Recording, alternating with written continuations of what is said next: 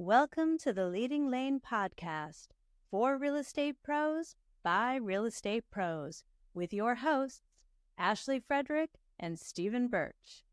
If you're looking for an honest, authentic, and raw perspective, you found it. Thank you guys for tuning in. I'm so excited for this episode. We have a fantastic guest is what it is. We have a co-host, Ashley Frederick, which we know, and then it's called a guest. There we go. Which is Andrina. You are our very first guest on our podcast. So thank you for being our guinea pig on here. But Andrina Williams is one of my agents in our company. And we have asked her to join us today and just tell her story.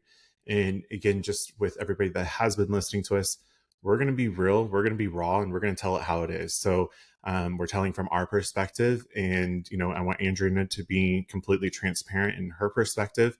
And we're going to sit here and kind of just chat. And Ashley, do you have any, points that you want to throw in first before we throw it over to Andrina? No, just that I got to be lucky enough to hear this story in person. So I'm just excited for Andrina to be able to share this with even a larger group. So go right ahead. Awesome. So Andrina, let's throw it over to you. Introduce yourself. Tell us about yourself, and then we'll go from there. Okay? Yeah. So Andrina, and I apologize. I'm getting over a cold, so my voice is going to be a little scratchy. When I came to this company, you didn't really know. You look for some place you're going to be comfortable in. I think you're going to be working with is definitely one of those important key factors. And me looking for a company, honestly, I'm looking for a company with people that possibly have something like me. I look at people and I didn't want to go to a group of people. There's 4 bald white men.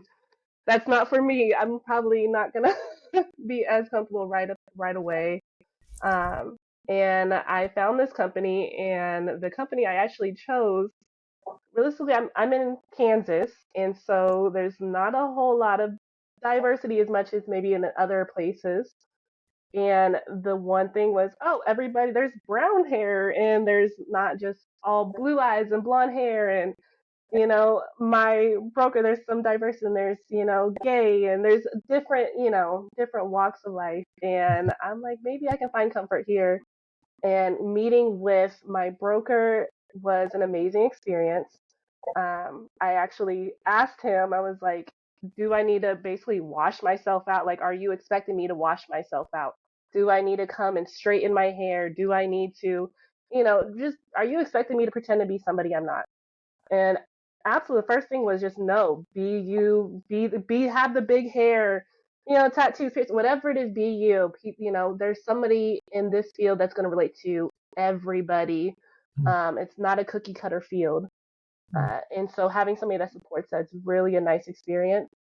Coming in here, of course, I'm biracial. I don't know if you can tell, but there's white and black, and so coming into it, you hear a lot. You might not think that there's really a big demographic for people who treat you differently. Maybe, I mean, if you're not experiencing it, then you really don't know. And I honestly don't think I experienced it even so much in Kansas until I got in this field and you're working with these new clients. And it can be something as just very mild as, oh, I know a black person down the street.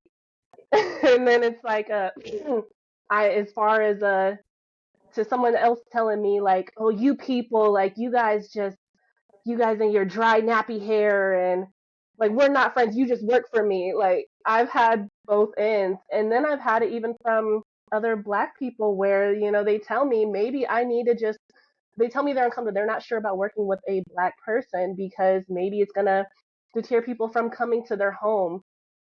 So maybe they feel better just choosing a white realtor. I have been on the phone with somebody for 2 hours, had a great conversation, and they told me, I think we love you, but we think it's just going to be in our best interest to choose a white realtor, if I'm being honest. And the fact that I was able to get that much comfort out of them where they're comfortable enough to even say that to me, it blew my mind.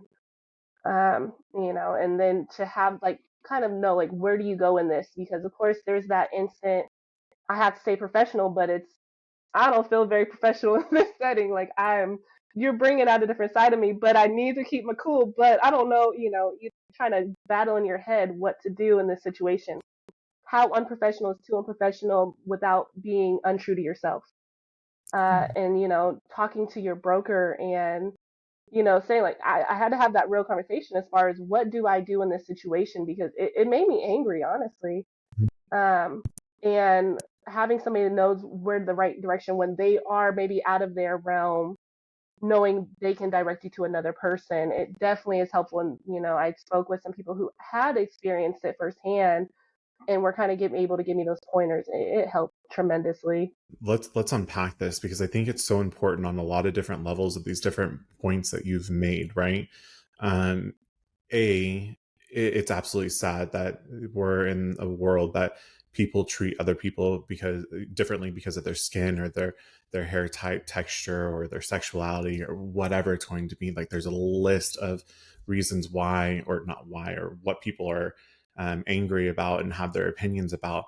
But I remember distinctly, when you came in to interview with me, and we're chatting, we're laughing, and I think that we really, I'm going to speak for myself, I had an instant connection with you. I was like, she's down to earth, like, I love her.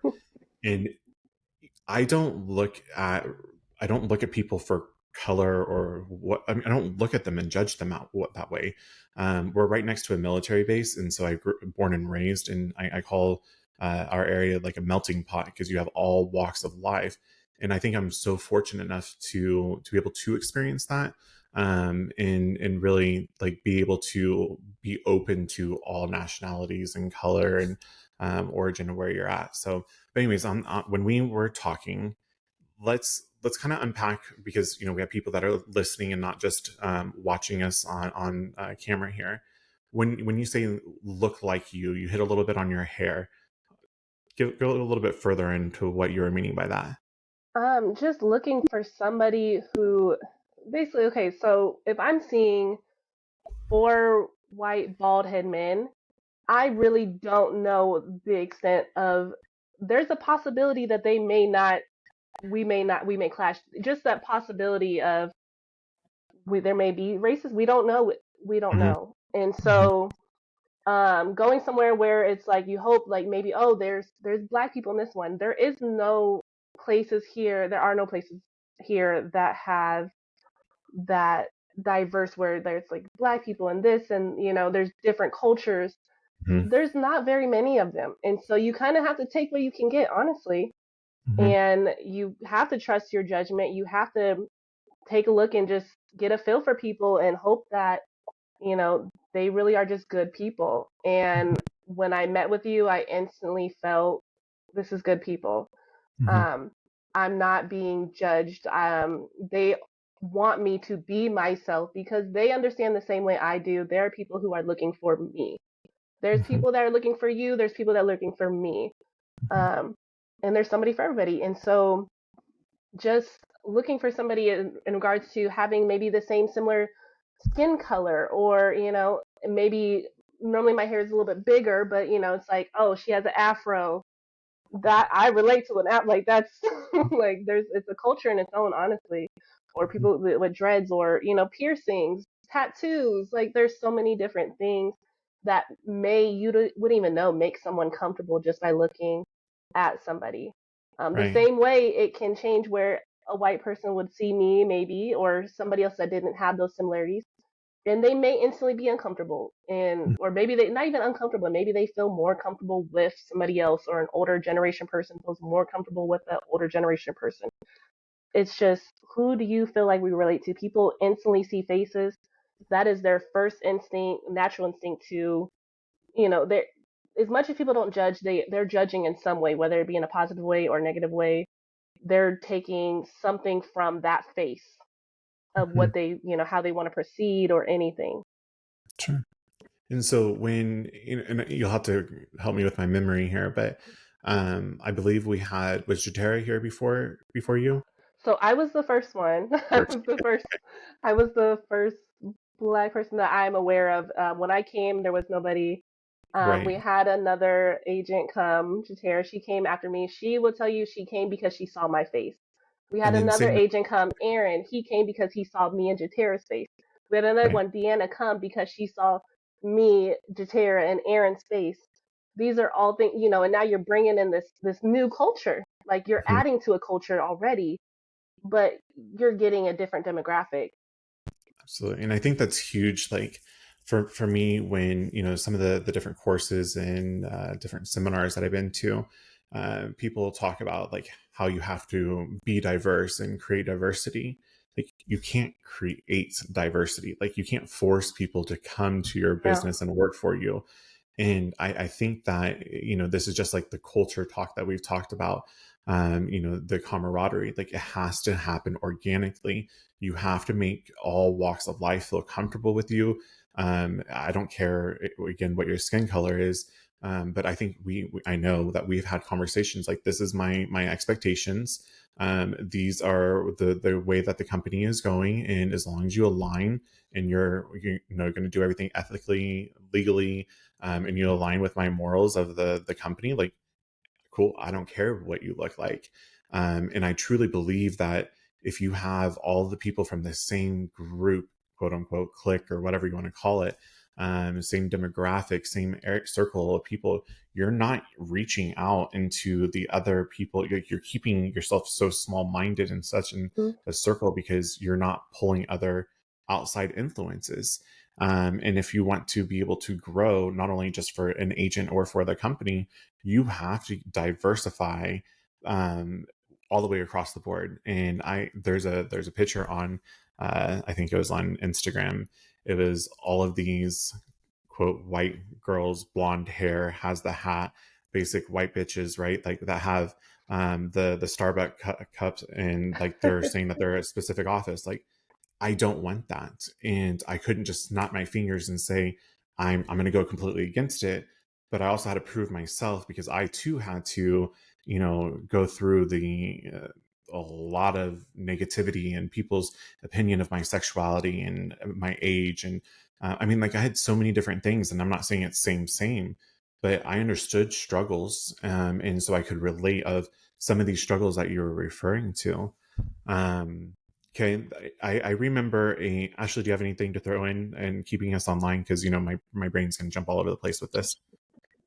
I mean, we're on a great track, but I think that, all types of people listen to our podcast too. And I think what I really hope is that people will check themselves, after listening to this and realize that we're all have the ability to represent our clients just the same. I mean, Andrina is a great agent, and what a loss for a client, I think to make a decision off of that.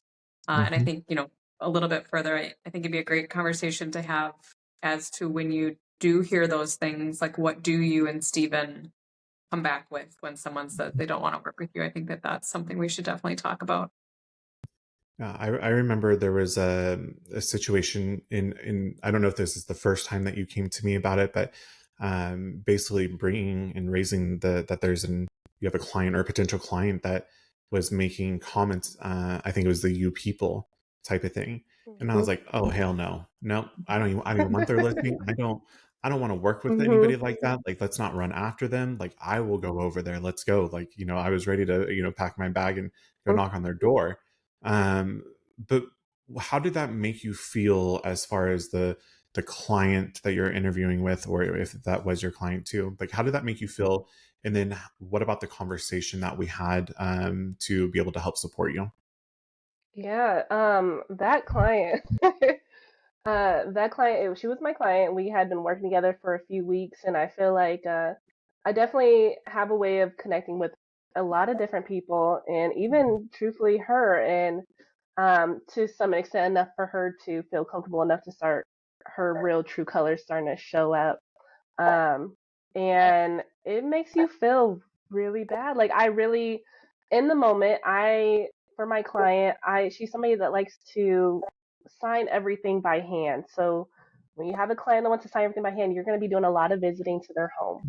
I'm going to have to do a lot of door knocking, bothering you 10 o'clock in the morning, 9 o'clock in the morning. Hey, I need you to sign this. And one time I decided, let me bring her breakfast and let me bring her some gifts, because I'm probably stressing this lady out all the time early in the morning. And I did this, and she says, I don't want anything you bring me. You're just working for me, girl. Just know that you're just working for me. That's nothing else. There's nothing to this. And she's like, basically told me, take my stuff and go. So, um, after, and even if that, that part alone, because we had so many different encounters with the you people, with our company color is orange, and she's like, you people love your orange. Like, I don't know why. Why do you guys love your orange? And she's naming all her neighbors around the street, and this is such and such. They all have names. And then there's a black guy that stays over there. Like it's a whole. And in that moment, the feeling is rage. It's rage. Mhm. It's instant. I I want to, truthfully, you want to hurt somebody. You want to make them feel the way they are making you feel. That is a painful thing. I'm bringing flowers to your door, just anything, and to do that walk of shame essentially, where you're picking your stuff back up, and in that moment, do I say something? Do I have? Am I? Do you speak for yourself, or do you walk away because this is a business and keep it pushing? Um, I really I really had a problem, and I left. And I'll be honest, when I left, and I said, I don't remember quite what I said, because you kind of glitch out a little bit. Like, I know I said a little snarky remark back. I can't remember. I think she mentioned something about my hair being dry. All black people's hair is just dry, and I'm like, well, well, we can't. All white people have lice. It is what it is. Like, it's just, and no, I don't believe that. But, when someone's just, saying something stupid, let me just, we're just saying stupid stuff. Let's say stupid stuff. Like, Mhm. but it really bothered me that in that moment I did not know exactly what to say, because I was so filled with anger. Mhm. Um, and coming back, that was the first interaction where I actually spoke on something to you. And truthfully, I didn't speak on anything prior, because in my head, this is a normal thing. What am I going to, I can't just come to you every time something happens. This is just unfortunately a part of some people's everyday life. Um, and you just have to kind of deal with it, unfortunately, whether you deal with it in a positive way or a negative way. And so really, I am involved with the diversity committee here in Kansas, just spreading awareness. It's really all you can, letting people know that this is going on. And, Mhm. for that's kind of the biggest thing I can take from this, is letting people know this is a big thing. This is real stuff happening in our area. And no, I'm not one of those people that think that everybody is, attacking black people, or everybody has different motives. I don't feel that. But when someone shows me that, I trust that. I trust that they're showing me who they are. They're showing me that character.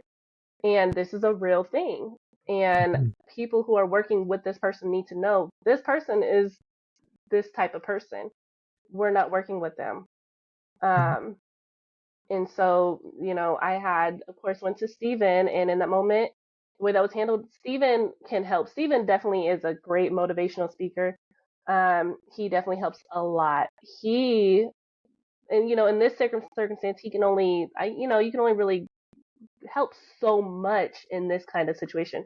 So he recommended me to another broker who has experienced these, who is like me, in as far as skin features, and all these different things. And me and her had like a 2-hour conversation, just Mhm. regarding, just venting, really just venting, and how she's handled it in the past, and how can we change this and make this a bigger issue than just blowing it under the rug. And Mhm. so now, diversity committee, we're getting newer things on for these agents. We're getting the at home with diversity, just some training, so people know that these are real things happening. Of course, every situation is different, so it's hard to say, like, oh, if this situation occurs, this is how you handle it.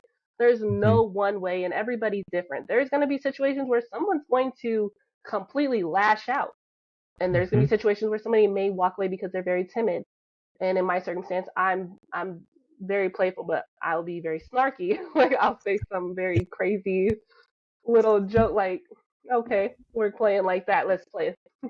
And Yeah. I mean, it's not really a one future. And I feel like any situation, that was how I handled that one. But in another one, maybe that could be someone's last straw. You never know.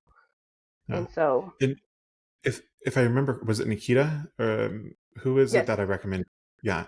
Nikita. Um, and so like, and she's a broker owner down in Hmm. Georgia, Atlanta, right? Yeah. Maryland. Maryland. She's in Maryland. Okay. Okay. My bad. Names and places, right? Yeah.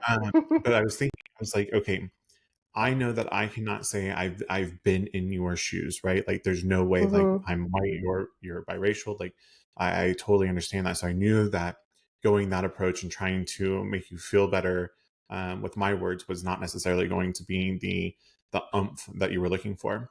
And so, I was trying to think like who do I know that is going, is a powerful black businesswoman that will be able to help and be able to show that like no, you have to power through this, and let's make this something that we're not going to shut down and run out of this industry. Let's make this to where that you are proud to stand up and stand up for yourself. And then really, I think when I in my email to her, I didn't read it this morning, I should have, but I was like, I want to know what I can do to be a better leader so that Hmm. I know that I can't prevent it, but I want to make sure that my agents, and I mean regardless of if my agents or not, but I want to know that I want people to know that I have their back and I'm going to help them regardless of what it is. And yeah, so I've loved that you were able to connect with her and be able to hear from different perspectives. And I think it just shows that this is happening all across, I mean, really the Hmm. world still, and it's happening. So freaking sad. Um, Now, in this, like when you started sharing this story, it was at my broker fast track retreat. That's where, and I think it was the day that I had all the agents there at the sales meeting, and the brokers, the attendees were watching, and we had a guest, another broker owner from Colorado, I believe, and she was Hispanic, and we kind of got on this topic, and you guys can help me through this, but we got on this topic of basically when people heard her over the phone, everything was fine, but really when it was in person, they can see that she was Hispanic, and then experienced this discrimination. And when she was sharing the story, she really just shut down and became extremely emotional. And then this is when you really stepped up and shared your story, right? How did it make you feel that somebody of a different nationality, Hispanic, and being able to, she's experienced the same thing that you are in Colorado, that you are in Kansas. So how did that make you feel? It made me, I mean, I'm very aware with what's going on in different places, different Mhm. nationalities. I mean, I just wanted in that moment, I just wanted to be there for her in the only way, knowing, hey, you're not alone. We get Mhm. through this, and that's Mhm. really all I can do. Um, you can't sit there and just hold rage in every day. You don't want to cry about something every day. You need to cry, let that out, rage, throw whatever you got to do, let that out, let it go. You are standing up stronger. You are standing on, you're not standing by yourself. I'm here. Right. There's other people going through this. It'll be okay. Yeah. I just want to be there And And for her. I think in that moment too, right? I think it was apparent that she hadn't really let that out to right. anyone really. I think that was a really prime, if you will, or emotional spot for her to be able to feel comfortable to release that. And I think that's why it was so emotional. How great that, you were there to, you know, more or less comfort her and relate. And I think that that's just what we need to be a lot more aware of, as humans, is that we're all facing some type of, struggle. And if we can be, more open with each other, I think, like you said, we help each other. I think though, my hope in this podcast is we can just draw more attention to it, because I think as realtors, you can relate that, we get all this training about how to treat clients. So, Mhm. the at home with diversity, those types of things. But I don't think it's a topic that is discussed enough as far as the opposite, right? So, like what we're talking about today, what happens when it's the agent that's, actually being discriminated against? And I can tell you that I think there were a lot of people in that room too that that thought had never crossed their mind. And I Mm. think as being leaders in your community or in your offices, the more that we're aware and the more that we stand up for one another, that's how we make a difference. Yeah. Yeah. One of the other attendees, the broker owners, he's a big old dude, macho dude, right? Like, and kind of hard to read, very straight face throughout the first day. And this is day 2, and he came up to me afterwards, and he was like, I literally like had tears in my eyes. Like I had to call my wife and just like tell her like, oh my God, what a like a realization that we just experienced. And a chin check of like there's people out there that are treating others like that, and I never thought of it this way. And he then went into about how being vulnerable, right? Like you are being vulnerable. The other broker owner, she was being extremely vulnerable and being able to share her feelings, and we were in a space that allowed that conversation to happen openly. And honestly, I didn't even interject at all. Like I wasn't even really being the facilitator, if you will, during these conversations. And it was, I think, as also like as a leader, you have to allow time and space for people to be vulnerable and open in front of other people if they are comfortable with it, and not shut it down. Because I think if you shut it down, you're just going to suppress their feelings even more. I think it's, you're trying to control, like, it's not a fun topic. Like, who wants to talk about discrimination? We would love to say it's not happening, but it is. We have to have these true talks and making sure that we're bringing light to absolutely everybody, and that we have no clue how another person, like Ashley said, what they're struggling with. And so let's be there and be able to lift them up. So absolutely. I think that was really big to, I don't think until that moment, like I didn't really realize like, yeah, we do allow the emotions and the freedom and the vulnerability. And I'm very vulnerable. Like I think that, for me to be able to share a lot of different of my stories to my agents and to other, my clients, I think that's what makes a good leader, is being vulnerable and showing that you too have struggles and emotions. And so that my agents and my friends and my peers, like everybody's able to then help me and lift me up too. So it goes both ways of accepting the vulnerability and then also making sure that you're open and vulnerable to others as well. Let's talk about Deanna a bit. You cool? Um, the thing that I did not know, her name is really not Deanna, right? It's Deanna. And I did not know that, and I don't remember if it was at this conversation or not. But like she's like, my real name is Deanna. I'm like, what the Yeah. fuck? Like, you've I been with me for actually how called that long? out. Yeah, you I did. actually called it out because she shouldn't be changing her name. Like, Oh, stand on your name. Yep. So yeah, and it's so I I mean, it's just something like I'm gonna say simple as that. Like, no, don't mask who you are. Like yeah. I was mad at her, like full, like, why did you feel that you had to do it? But I also Mhm. understand where, like what her, as she explained it, like what her mentality was of it. It was easier Yeah. for her, I mean, like I'm paraphrasing here. Like it was easy for her to just change your name versus just correcting people Right that no, thing. it's actually Mhm. Tiana, like, right? Like, Yes. and I still even catch myself saying her name incorrectly, and it makes Mhm. me so mad. And I had to apologize, multiple times. And she's like, Yeah.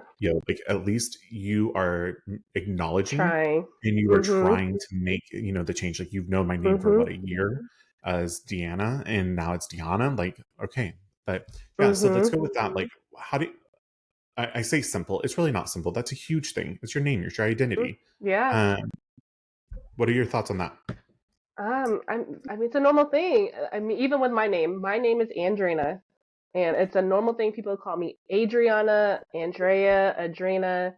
Even in emails, you see my name spelled. If you can see my name spelled, there's no reason you should type in my email, responding back to my email, calling me Adriana.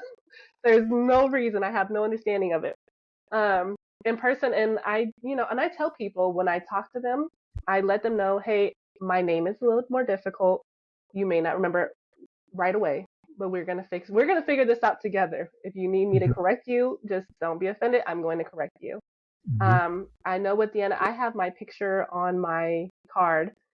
Deanna has she does not want a picture on her card. She doesn't want people to instantly know what she looks like until they get a chance to speak with her. And it's hard to say, like, oh, I'm not surprised. Like, this is a normal thing. It may be more surprising for other people, but it's not. It's just a normal. And I know, honestly, and I used to do it when I first would meet with people. My first thing is to maybe I want to tie my hair back and put it in a nice little bun, slick back, cover up my tattoos. Maybe I want to get one a little set. Like, your instant thing is, how can I make this easier for other people to accept? And then you can part to, why am I changing myself for you to accept me when I love myself? I accept myself. If it's hard for you, you don't need to be talking to me. You don't need to be working with me. You don't need to encounter me. And so really my feelings are, either figure it out or don't. It's very simple. The people who want to acknowledge my name correctly, the people who want to acknowledge me for me, those are the people I want in my life. And Absolutely. That's it. And on the name topic, and it just popped in my brain, like, we actually had in our office for a good while, to where you were being confused with Jatera, correct? She And was so the they would, straight hair one. yeah. And so That's people would be like, "Hey, Jatera," to Andrina, and like, even that, like, you're not even taking the time to be. And I'm speaking for myself and my opinion on this, right? Like, you're not even taking the time to make sure that you know the correct person's name. And it would be different if, like, it would be like, "Hey, Ashley," and I'm really talking to Andrina, like, "Oh, I messed up your name." But it was a constant, right? And it just happened to be that it was the two Black girls in our office that they were switching the names up. Like, that infuriated me to no end, that I just thought that was so extremely disrespectful. And I also know, and if you want to share this, and there was another situation within our office, that somebody made a comment, a very derogatory term, and you brought it to my attention, and I said, "No, like, who is it? I want to, like, we're not tolerating that. They need to go." And even at that point, you didn't tell me exactly who it was, um, but you were wanting to bring awareness that this is happening. And I so appreciate that you brought it to my attention, because I made sure that I said it and that people know that it's known, that we're not going to tolerate it. And if I ever hear it, and if I ever know who it is, toodaloo, like, that's not the way that our company runs. So even masking some of that, like, it's just mind boggling to me. There's so many different levels of disrespect that people don't truly realize how disrespectful they are being. If it's an honest mistake, one time, that's fine, but multiple times, that's not okay. That's just a habit that you're creating. So And with the name change, it's easy to maybe mispronounce someone's name, or call someone another name when you haven't known them very long. That was going on, like, after we've been working with each other for over 2 years. There was really no excuse. And we kept correcting everybody, like, the people that were doing, we kept correcting them over and over and over again. And then we noticed, like, okay, they're not acknowledging it this way. Like, they would always text me instead of her, and they're like, you guys just are so similar. To me, we don't look alike, but the only difference is, well, she just has straight hair and you have curly hair. So if she curled her hair, it's like, who are who? We don't know who's who. Like, there's a difference still. But we started having to. The only way we went about that was we started calling them different names, like, intentionally, so that they would realize, like, hey, like, oh, I'm sorry, your name's not. I didn't know, you guys just look so much the same. Just like, and then eventually it started becoming now they're noticing because now they're feeling it. And so now it's a personal feeling. Now they can remember that. But it was crazy. Yeah. And there's things like that I told you, like, people are saying certain things. A lot of times, of course, people aren't bringing everything to your attention. And I handled that situation the way I felt I needed to handle it. But when I told you I wasn't going, that was let me tell you what's going on. Not so much, I need you to take care of this. I took care of it.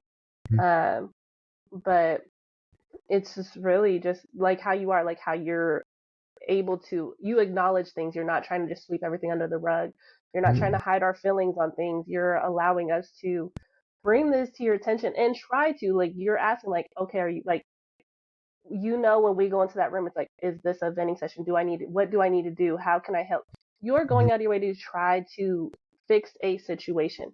The problem is, of course, every situation cannot be fixed. This is an ongoing thing for, it's been ongoing. And that's really why the only thing you can do is spread awareness, so that when it does happen, you have a bigger group of people on the same team to stop this, and not so much of, oh, it's okay, it's not that big of a deal, because it's not a big deal until it happens to you.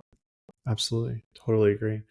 And like, and I'm not going to say again, it's same, because I don't think you can ever compare apples to oranges on this, or oranges to oranges, whatever you want to compare. But, Ashley, I know that you experience a lot of pushback, and really it's discrimination too, because in my opinion, right, you're a beautiful blonde woman, and sometimes you may have RBF, and resting bitch face, right? But people are judging you on your appearance, regardless, in my opinion, of your skin color or hair color or anything else. Everybody is judging you, and Andrina has already said that. So how does that make you feel, Ashley, on how people are always constantly making comments on your physical appearance?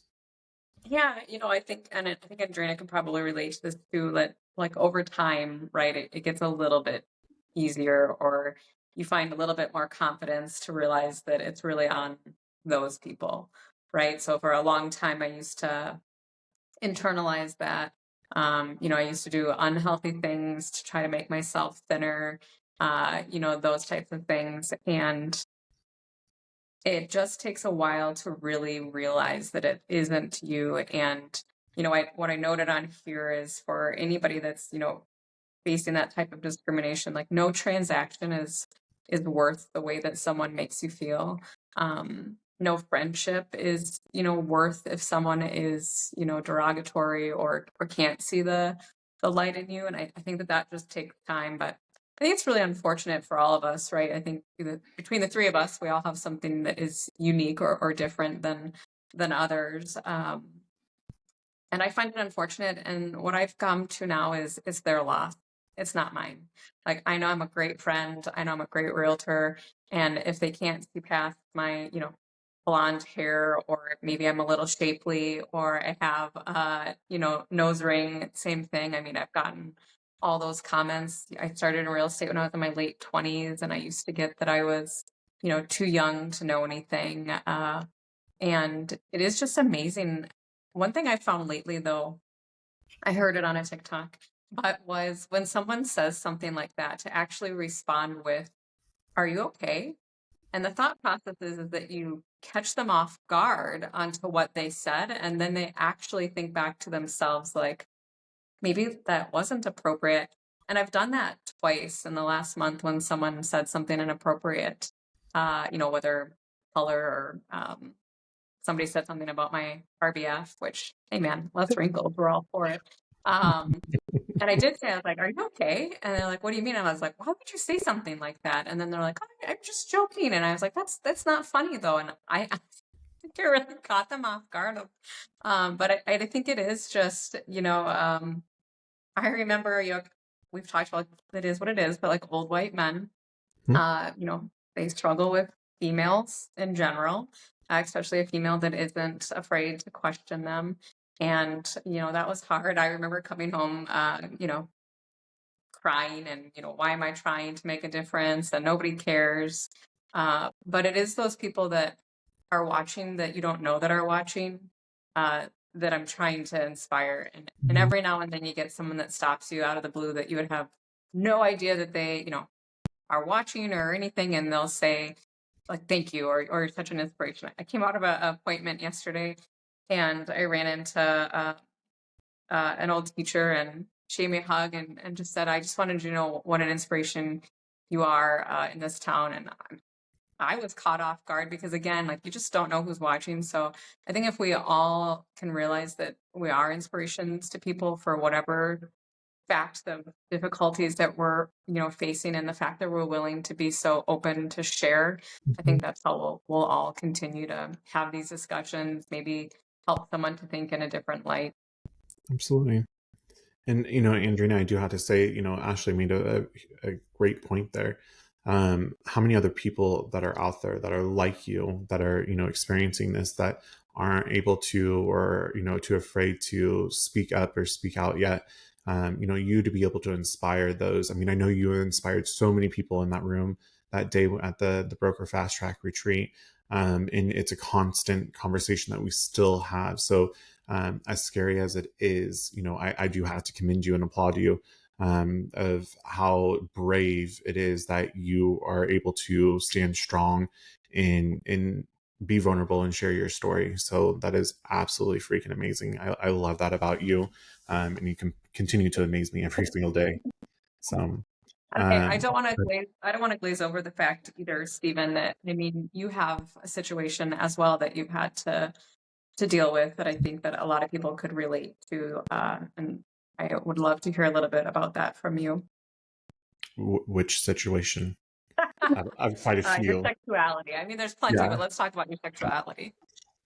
Yeah, so I always kind of struggled with my sexuality, right?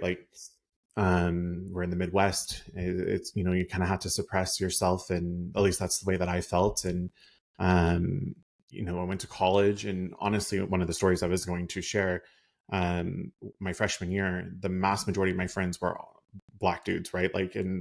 We all were hanging out, and I cheered at a D1 university. If that didn't give it away that I was gay, I don't know what did, but whatever. But there was somebody that was bullying me, legit, not just talking shit, trying to get in my face, push me, and calling me names and everything, right? And I didn't even know that my friends were behind me, and they're all probably 6'4" plus black basketball players, awesome guys, and they beat the living shit out of this dude. And I was like, whoa, they actually have my back. These guys actually were people that made fun of me in high school, or poking fun, but they really do have my back. So you can poke fun. And that's kind of when I started learning that people, yeah, there's jokes that you can be made, but when it's truly something that is intentional and jagger thrown at you, that your true people around you know that that's not acceptable and stand up for you. And that was absolutely amazing. Fast forward into, I think, the biggest thing that has happened that is just mind boggling to me still, even to this day. And I definitely would have handled it way differently. I just got my broker's license, and we were at a local establishment, a bar and grill, and there just so happened to be this other broker owner of a different company competition, and they were drinking, which totally fine. And I'm somebody that truly believes that everybody is entitled to their opinion. I don't run down the street with a pride flag. I don't throw things out in people's faces. I don't want to make them feel uncomfortable, but also with that being said, they can't, it's not acceptable for them to throw their opinions and their objections over at me. So I just feel like there should be this mutual respect. There was not this mutual respect here that evening, and they were going on, and they were making fun of Ryan and I. We were sitting at earshot table next to them, and they were like, "Fa this, fa that." They were going on about they legit pulled up the Google and started trying to find everything on Uber Dictionary, Urban Dictionary, of different derogatory terms related to gay people. And so okay, cool, whatever, you're drunk. Got up, and she just so happened to get out of the booth right in front of me. I don't think intentionally, to be honest with you. And I just said, hey, just letting you know, calm it down. We can hear you. That's it. And the rage of the flip of her hair and the way that she looked at me, she started screaming at me, and she goes, they took away, I can no longer say the N-word. And she was very loud. I can no longer say the N-word. You're not going to take fought away from me too. And I was like, I'm sorry, what? Like that caught me completely off guard. And then it just can continue to escalate, right? Like she was going back, she was yelling. Like I legit like thought that she was gonna punch me. And let's be honest, and I was not afraid to hit a girl at this moment in my time. Like I wanted to rage out and bulk out. And I was like, I'm not even gonna engage. I tried to keep calm. I went to the bathroom, and like it was so embarrassing because the entire restaurant turned and looked at us. And it was so embarrassing. Like you're legit calling me a derogatory, meaning like you're meaning to be derogatory, and you're calling me names. And your peer realtor. Like that's not acceptable whatsoever. And when I get mad, like to no end, I cry. Like I just cannot control my emotions. I'm crying. Like my fists are like ready to go. I had to go outside. The manager had to, kind of de-escalate the thing. And it just so happened to be that the owner of the establishment is another realtor. And they already got wind, and she's calling me on the phone, and she was like, that is unacceptable. This is not okay. Like we do not stand behind that. And he kept on going, right? Like, and I was like, we'll just see if this de-escalates. Go back in, and it continues to go on. I mean, it just still, she's making a huge production. Mind you, she has her children in the booth with her watching all of this. So I truly believe that it is taught, and it is what you are raised in. But what a horrible, horrible person. It had to go, like my grandmother was the broker owner of the company at the time.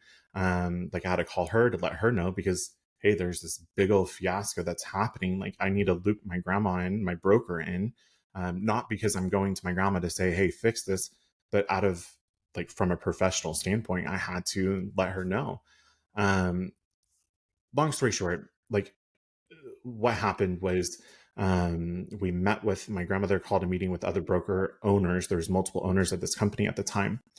And we talked about the situation, and all of a sudden, she said, I found God, and I'm going to make sure, like that's never going to happen again, blah, blah, blah, blah, blah. Like I'm not knocking religion or anything else, but you can't tell me in a matter of 24 to 48 hours that all of a sudden the Lord and Savior like is coming down to save your ass. Like, and it definitely not her. But like that still continues, right? Like she still does these things. There was a situation not even a month ago that it was very similar of just this. She was drunk and intoxicated and went absolutely berserko. But if I would have known what I know now, then I definitely would not have just let it go. And I think that's probably why, like Andrina, I'm so quick of throwing things underneath the rug, because I had to throw it under the rug, and that's not acceptable. I think that I know, that was, I mean, verbal abuse, right? Like look at the code of ethics that, I mean, every single one of them checks on that one. Um, the legal ramifications that could have been there as well, like not okay. And so I wish that I would have done something then, because then would that have saved the next agent that just got completely humiliated as well and yelled at? Or what if there's clients that are out there? And the thing that like I cannot wrap my head around like at all, and I'm like putting my hands on my face and like because it drives me nuts. Like she has Black people working for her, and do they truly know what she said and how derogatory she was? Like that's sad. And here I can't go and say, hey, this is what happened and multiple years ago. But also I know, like, I kind of fear for them and I worry about them. I don't even know these people, but I know what she said to me, and so I can't even imagine what she's still continuing to think. And it's absolutely freaking horrible. Yeah, there's so many other situations that have happened, but that was the main thing that I felt like from there I had to prove myself. I had to show, I am successful. I am good at what I do. It doesn't matter about my sexuality, right? Like all of these things I've done, but it's because of somebody's BS opinion about me that I was trying to prove.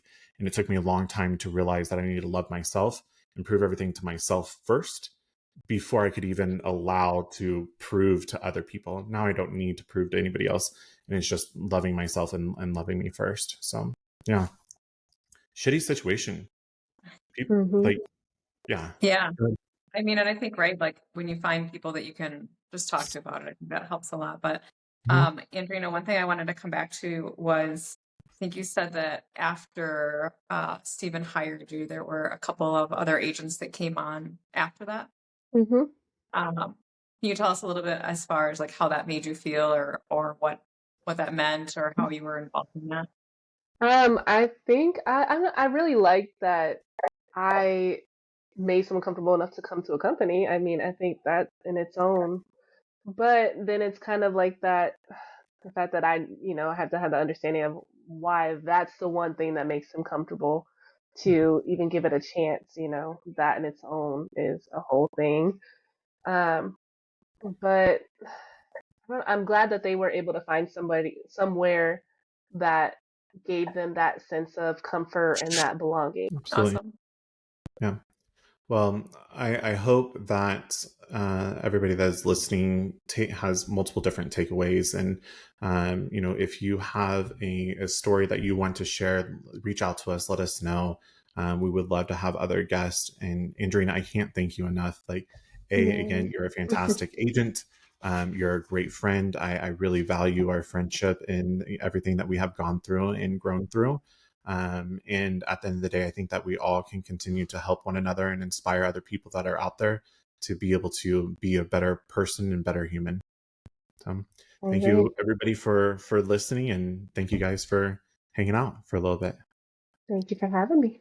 Absolutely. If you've enjoyed today's episode, please like, subscribe, and share with others. Stay connected for more genuine insights and strategies to boost your real estate career on Facebook, or check out our website. We'll see you next time.